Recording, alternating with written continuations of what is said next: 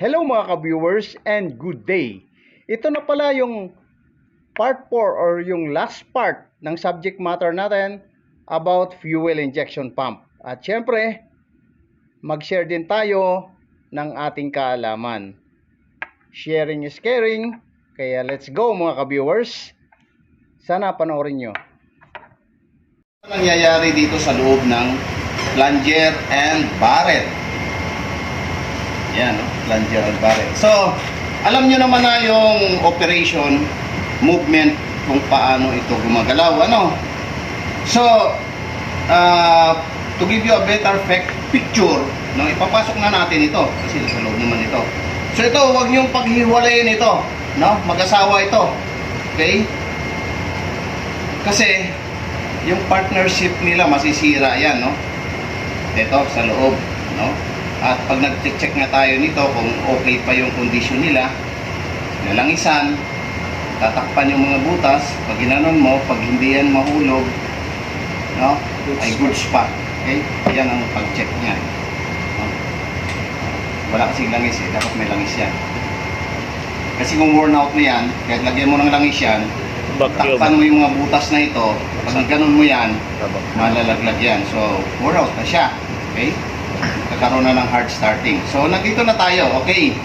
So, mostly tama naman yung ano nyo, no? Na ito, nagko-control yung, dito nako-control yung demand ng fuel natin.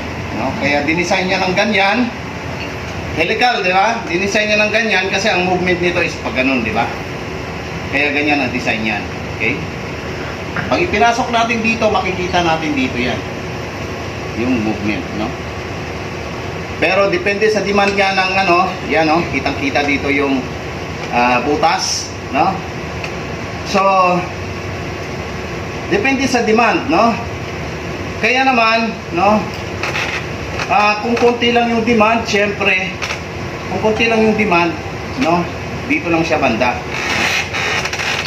Hindi niya tatakpan lahat ng butas. Okay? So, kung ano yung pressure na matatrap niya, pagtaas niyan, hanggang sa matakpan niya yan, no, yung butas na yan, yun ang injection. Okay? Yun ang amount ng fuel na papasok sa injector natin. At ang injector naman natin ay may opening pressure na doon lang siya bubukas. Okay? At saka may return naman yung mga fuel injectors natin. Ngayon, tuwing injection niya, ano nangyayari dito? Yung excess fuel lalabas dito in high pressure. Dito ngayon papasok yung deflector. Okay? Para i-deflect niya yung high pressure. Pero ngayon, ang lakas ng pressure na yon. So kung wala nito, idadamage niya ito.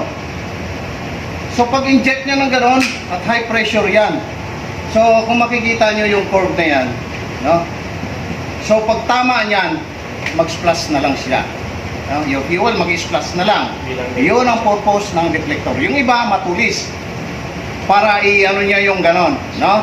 So yun talaga ang purpose ng deflector na ito. Kaya makikita nyo ito, chine-check cavitation. Yung matutulis, yung clearance. May correct clearance yan eh, no? So kung mapapansin nyo yung mga luma na, halos yung tulis nawawala na. So papalitan na yun. So yan ang purpose ng deflector, no? Protection yan. No, i-deflect niya yung high pressure na fuel. Okay? So, itong pinakamahalaga na part eh, no? So, yun yung sinasabi ko, dito mo makikita yan, no? Depende sa demand.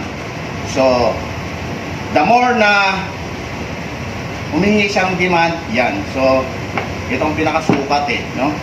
Kailan matatakpan niya yung butas. Ayan, the more na lumalaki dito, ibig sabihin, dumadagdag yung fuel, no? Yung magkakaroon ng injection na as long na matakpan na niya yung butas dito. Siyempre kung paano magkaroon siya ng injection dito kung may lalabasan. Okay? So kailangan matakpan niya itong butas para magkaroon ng solid injection. Okay? At ang fuel, no? Siyempre, di ba may o-ring dito? Ito nakaupo rin ito. So ang inlet dito papasok. Both yan, papasukan ng fuel. Kaya nga, dalawang design, kabilaan. Okay? So, pareho yan, papasok yan. Ang matatrap lang dito na fuel, okay? May one. Yun yung Inject. papasok sa injector natin. Okay? Ha? Ayun lang yung kunti nating direct natin na explanation, no? Sa nangyayari. At sa loob kasi ito, hindi natin masyadong nalalaman, nakikita. So yun ang pinaka ano niya, operation niya talaga sa loob.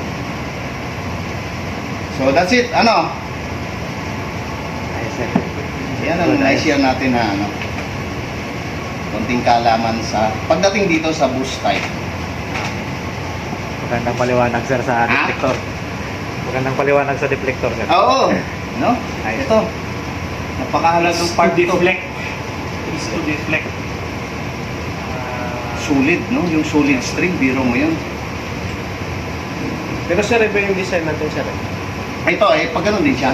Nasa ano yung sir? Because ang inlet natin dito eh. Oo, pero walang ano yan. Bali yung pumping, andito na yung pressure. Bali yung manggagaling sa pressure, manggagaling sa supply pump natin. Hindi, nandito pa rin dapat. Dito eh. Yan nga sir. Inlet, nandito yung inlet fuel. Inlet. Pasok yan. Pasok yan, tatama yan. Papasok yan. Tapos pag mag-inject, di ba dito na yung pressure sa taas? Oo, sa taas. Tatakpan niya muna yung butas. Kailan matatakpan niya yung butas para magkaroon ng injection? Tingnan mo doon. Oo. Yan, patay siya. Pasok yan. Sakto yan yung butas na yan. Sa ano. Yan nga sir. Pero yung, di ba yung pressure natin dito sa taas? Pangati. Oo. Angat ang pressure, tatakpan niya yan. Pag solid na yan, wala na, magkaroon na ng injection. Yung return niya. Oo. Ay yung return na pan, splashing. Akala ko yung diesel papasok. Ito yung kinokontrol niya dito sa papasok. Yung pressure ng ano natin.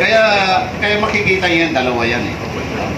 So, yung dalawang butas na yan, pasukan yan at labasan yan. Yun. So, may konting clarification, di ba? Ganun tayo, sharing. Sharing daw is caring, di ba? Okay, goods tayo. Goods. Ayos. Goods ba? Nagbabalakbak yan. Ayos? Ay, palakpakan natin lahat. Siyempre. Oh, di ba?